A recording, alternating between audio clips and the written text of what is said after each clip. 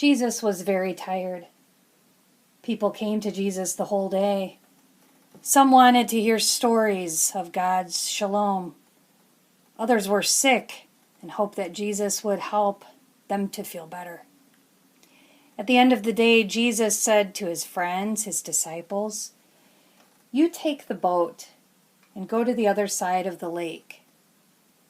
I want to go up to the hills for a while. I need to take some time to rest, and I need to talk with God." So the disciples started to row across the lake, but a big storm began to blow. A strong wind blew the waves. Waves bounced the boat up and down, and water splashed into the boat. "We're going to drown," yelled Andrew. All night long the storm kept blowing harder and harder. The disciples were shivering because they were so afraid. And then, when it was morning, they looked up. Andrew saw something that looked like a person walking on the water. "It's a ghost!" screamed Andrew.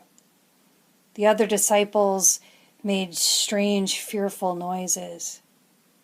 Slowly the person came closer. "It's Jesus!" Andrew yelled.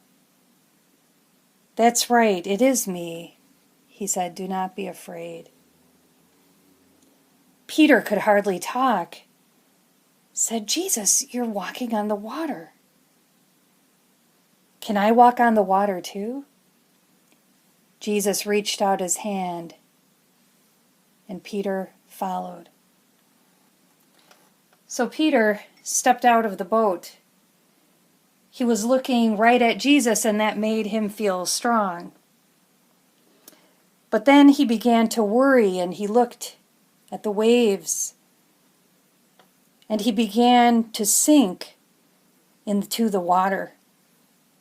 And Peter said, "Help me, Jesus." Jesus reached out his hand to Peter. Peter grabbed Jesus' hand, and right away he felt strong again. Jesus said, "Let's get into the boat." As Peter climbed in, he noticed that the storm was over. The wind and the waves had stopped. The water was calm again. Jesus' friends had been sitting there in the boat watching all of this happen. They didn't know what to say. Peter looked right at Jesus and said, "You really are God's chosen one, aren't you?"